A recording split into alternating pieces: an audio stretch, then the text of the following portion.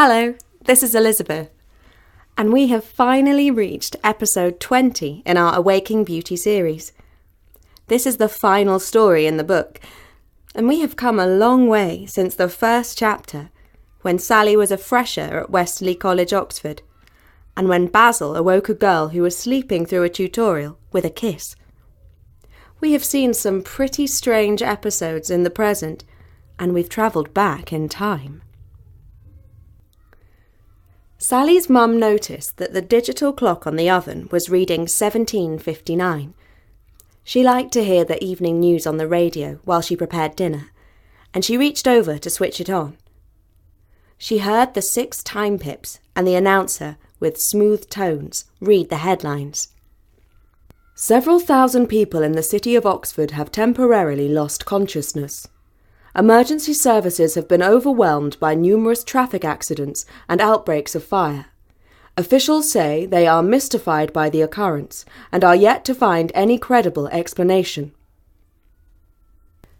She could not make head or tail of what she had just heard, but immediately felt a sense of dread, of the sort that only parents can feel when they fear for their child. "Oh my gosh! Something terrible has happened to Sally, I just know it," and she rushed to the phone to dial her daughter's number. "Hello, Mum," came the cheery reply. "Oh, Sally, you're alive, thank goodness."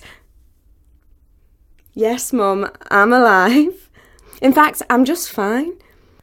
A few people banged their heads when they fell asleep, but I'm glad to say I had a soft landing." Of course, Sally could not begin to tell her mother what she had really experienced. For her, the trip back through time with Basil had taken several days. But for most people in Oxford, the sleeping sickness and the fog had lasted a minute or so at most. Many had woken up bemused and baffled, and quite a few with bumps and bruises.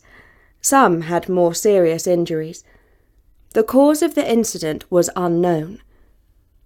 Government officials were visiting a power plant near the Oxfordshire town of Didcot to see if any poisonous gases could have leaked into the air. The head of the UFO Society had telephoned Channel 5 News to claim that a giant flying saucer had been sighted flying over the city's dreaming spires.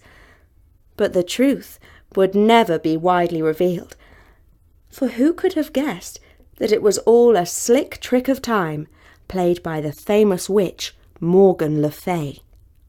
After the witch had been sucked through the window of the tower, Princess Talia had fallen into the arms of Basil.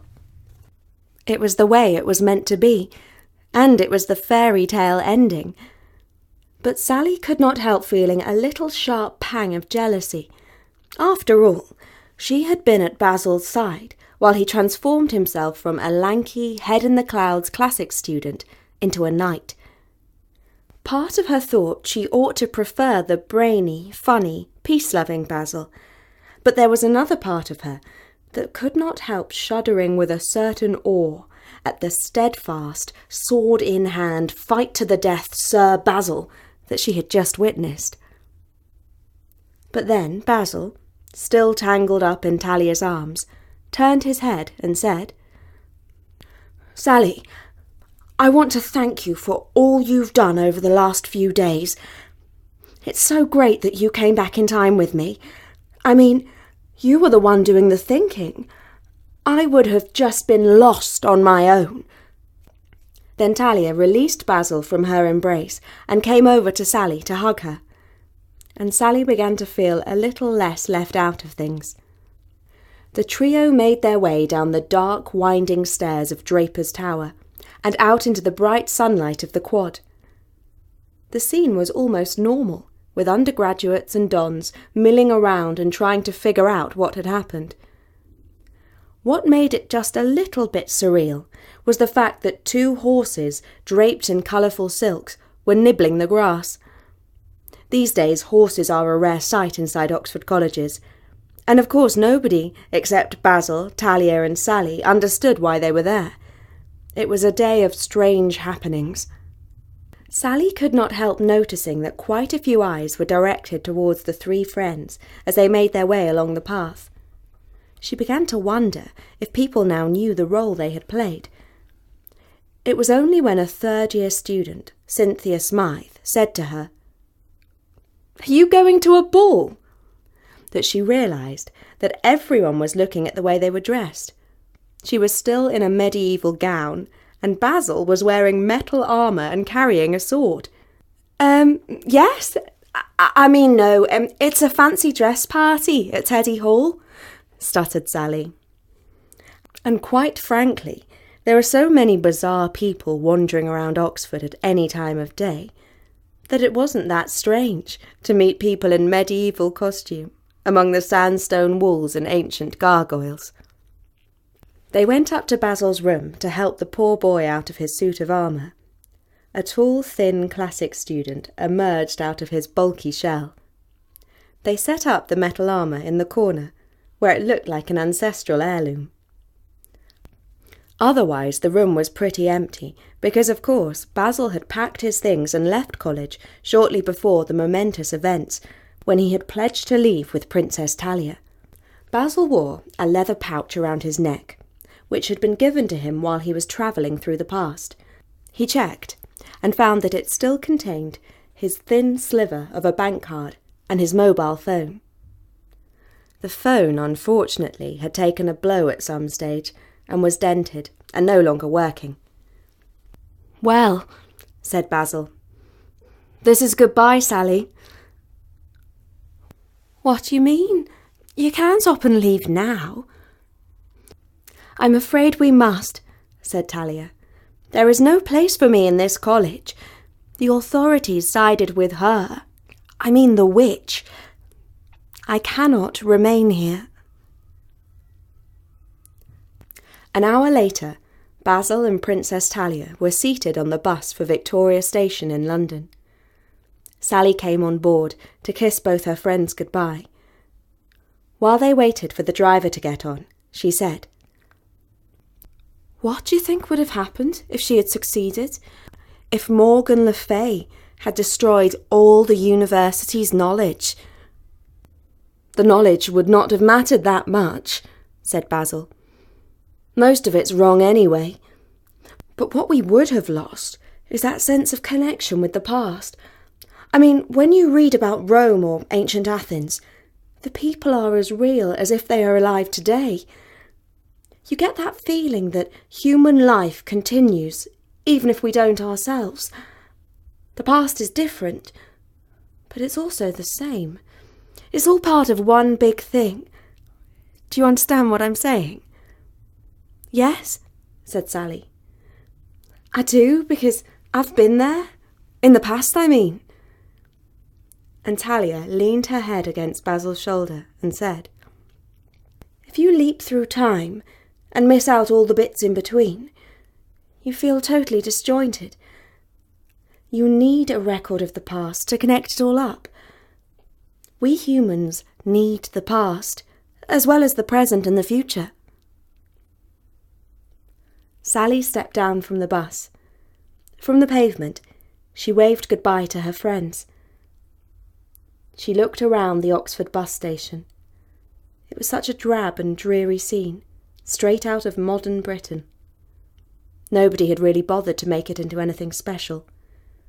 It was no more than a car park full of diesel fumes. And yet, it was the place where for so many the Oxford fairy tale began and ended. Sally's dress, given to her by Queen Guinevere, came in handy for the May Ball, which took place, as is the custom in Oxford, in the month of June. She even had the pick of the college men to accompany her, in the form of Jonathan Miles, the English scholar, who was widely considered as totally cool. And she was the envy of many of the other college women, who wondered what he saw in her. But what made the night really special was that Princess Talia and Basil came back for the ball. They were the most beautiful couple who danced the night away, obviously in love with each other. Although they were the same age or younger than almost all the others there, because they had already left and moved on to a new life, they already seemed so much more mature and grown up. They were almost like film stars, impossibly glamorous and beyond the reach of ordinary mortals, apart from Sally, of course.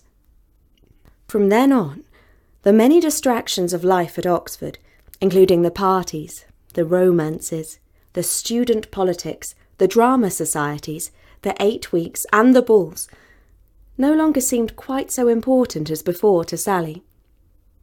She had experienced so much, so intensely, that Oxford life all seemed rather trivial. She found that the less she cared about who invited her to what event, the more that everybody wanted to invite her out to every happening. She concentrated on her studies, and at the end of 4 years, she took a first in classics, or, as traditionalists like to call it, greats. And that was the 20th and final part of Awaking Beauty. The story was written by Bertie and read by me, Elizabeth Donnelly, for storynori.com. Perhaps, like me, you feel just a little bit sad that the series has come to an end. If you have got this far with it, you probably feel that you know Sally, Talia and Basil quite well. As they say, parting is always such sweet sorrow. Oh well, excuse me while I wipe a little tear from my eye. But never mind. I'll be back soon with some more stories, including one that I've written myself. That will be a first, and I'm feeling rather excited about it. But until then, from me, Elizabeth, bye!